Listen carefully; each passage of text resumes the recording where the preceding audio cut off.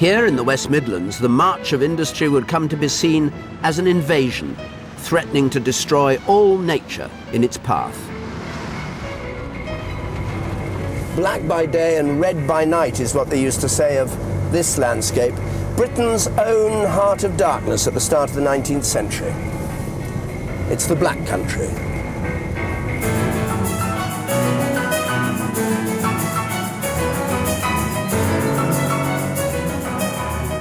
It was first called the Black Country by a 19th century American visitor who was horrified by the soot and filth.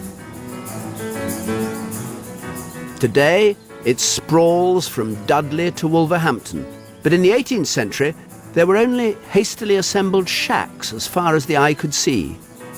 Coal and ironstone lay just below the surface here, and if you could put up a hut or a cottage overnight, you had squatters' rights to work the land. Squatters started moving in to Mushroom Green in the 1500s, eking out a living making nails and later chains.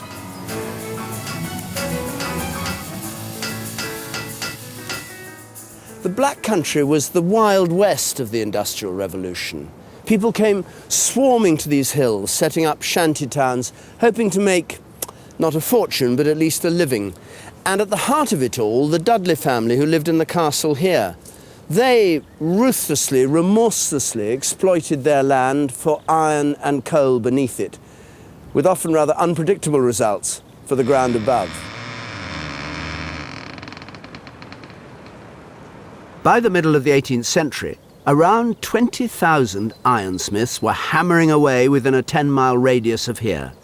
But they had no efficient link to the outside world. Until just over 200 years ago, there was one drawback to manufacture in the Black Country. Everything that was made here had to be put on a horse and cart and taken to the River Severn, nearly 30 miles away. And for that reason, they made just small things: nails, hinges, locks, chains. All that changed with the building of the Dudley Canal. Turner stood by the canal's edge to paint this view of Dudley. He took in the whole scene, from the ancient castle on the top of the hill to the modern activity beneath it. It's an extraordinary vision. On the right is an iron furnace with piles of coke ablaze beside it. Every square inch of the landscape pulsates with industry. As the barges set off, laden with goods, what this picture doesn't reveal is the next dramatic stage of their journey. Beneath the castle, under the hill, was a construction that revolutionized trade in the Black Country.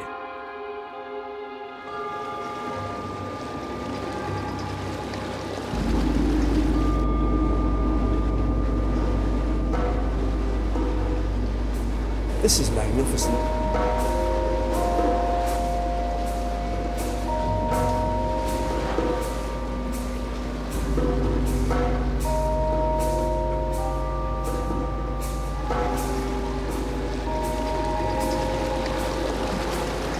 It's an astonishing feat of engineering, sometimes only 5 foot high from the water to the roof of the tunnel, 7.5 feet wide, so you could just squeeze these boats in. The water only 6 foot deep or even less.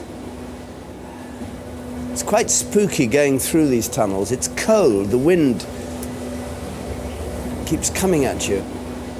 And what's really exciting about it is that by making this astonishing underground tunnel, they were liberating the Black Country. They were freeing it up.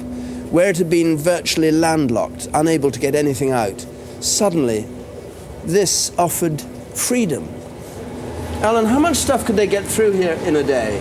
Well, there were 41,000 boats recorded in 1 year, so that would mean that one boat came out to the end there every 5 minutes if they worked 6 days a week, and each one would be carrying 20 tons. And that's a vast quantity of material. We always complain of traffic jams on the motorways. Were there traffic jams on the canals? Oh, yes. In the 1840s, boats waited outside this tunnel for up to a fortnight to come through. No, really? Bad. Yes.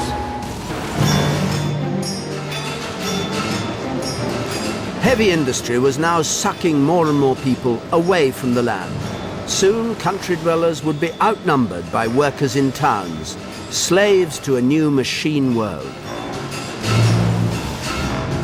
For a visual artist like Turner, it was a feast for the eye. But to a writer like Charles Dickens, more concerned with human consequences, it was horrifying. Dickens travelled through the Black Country in 1838, and he drew on the experience in his novel, The Old Curiosity Shop. He wrote, "On every side, and as far as the eye could see, into the heavy distance, tall chimneys crowding on each other, and presenting that endless repetition of the same dull, ugly form which is the horror of oppressive dreams, poured out their plague of smoke, obscured the light, and made foul the melancholy air." Dickens didn't find industry on this scale at all inspiring. Quite the opposite. He was appalled by it, those rows of chimneys pouring out their plague of smoke. He saw more than just landscape being destroyed. He thought people's lives were being destroyed. And a moment would come when they'd rise up and exact a terrible revenge. From being an exciting element in the landscape, industry was now demonized.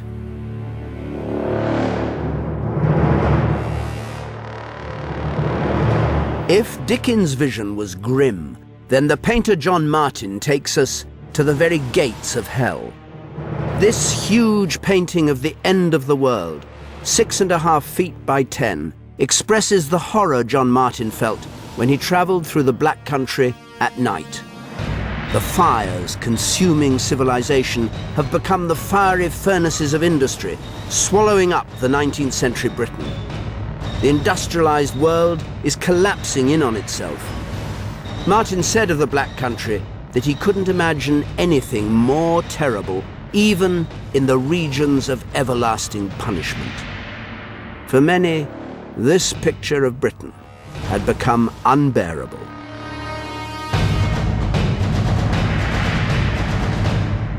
It's always said that when Queen Victoria travelled through the Black Country on the royal train, she insisted on having the window blinds pulled down.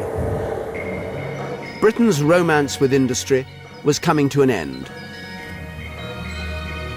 It had transformed the way people lived and worked, and even children were sucked into the factory system.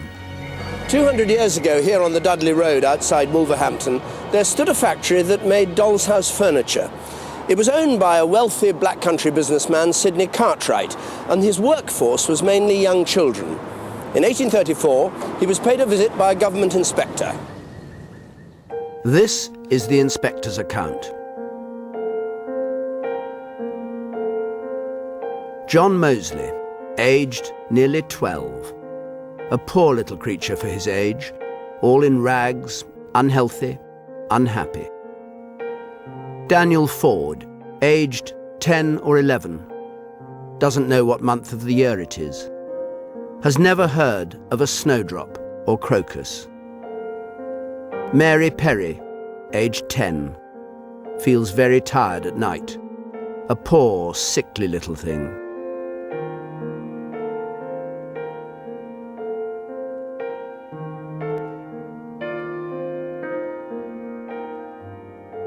Cartwright amassed a fortune through his use of child labour, and he spent his money building up an art collection. When he died in 1883, 200 of his paintings were given to Wolverhampton's Art Gallery. Cartwright wasn't interested in pictures of industry. He saw enough of that every day. What he liked were sentimental scenes of rural life. And as the monster of industry grew, most Victorians came to share his taste. One of the pictures Cartwright bought was Surrey Cornfield by William Linnell, painted in 1860. It shows agricultural labourers working and relaxing under a perfect summer sky, children running in and out among the cornstalks. It's a good painting, but it's a fantasy, really, a sort of idyllic country scene, almost too perfect. If you were employing 10-year-old children in your factory, though, would you want to come home to pictures of what their real life was like, or would you rather enter this dream world where childhood is still a state of innocence? Pictures like these acted as a comforting reminder of an older, perhaps a more stable, rural world. By the end of the 19th century, British artists had all but abandoned painting Britain's industrial landscape, and the few that did have almost all been forgotten. But the vision of one black country painter does live on in the basement of this building. His pictures are neither comforting nor pretty, and perhaps that's why even today they're left down here. He was called Edwin Butler Bayliss, and we don't know much about him except that his family owned an iron foundry and that he lived all his life in this area. He was called the poet-painter of the scarred landscape of Wolverhampton. Here are the pictures, some of them anyway, and you can see the exact opposite of a landscape painter. Where a landscape painter would have had open countryside and trees, he has slag heaps, factory chimneys. Where he might have streams, he's got molten residue coming out of the foundry. It's a gloomy picture everywhere. This one has got a little bit of landscape, a cow here with its back to us, a white cow. But look behind, instead of mountains, what have we got? A huge slag heap. But you see, for him, this is the same sort of reality. That for a landscape painter, the trees and the streams and the meadows and the mowing of the hay are. And there are still painters today in the Black Country who find a beauty in the ugliness of industry. What is this? Slag, industrial waste. Turned out probably a blast furnace or a foundry of some kind. Is there a lot of this left around? Very little. It's the only one I've ever come across. Really? Yes, yes. Arthur Lockwood is a local artist, fascinated by the last days of heavy industry in the Black Country. Lots of artists would paint the countryside, woods and hills and the sea. Yes. You do something completely different. What's the appeal? Well, I felt that the Black Country industry was never recorded, and so I want to catch the last of the industry before it finally disappears. So I go into foundries and other kinds of factories, nail-making factories and things like that, and catch them before they close down. So is it a different nature from the person who would paint the picturesque? I just don't do that kind of painting, so it's never appealed to me. Never fact. ever? You No. never paint a sunset or a... No. Oh, I might put a sunset behind an industrial scene to give it a sense of drama, in fact. But no.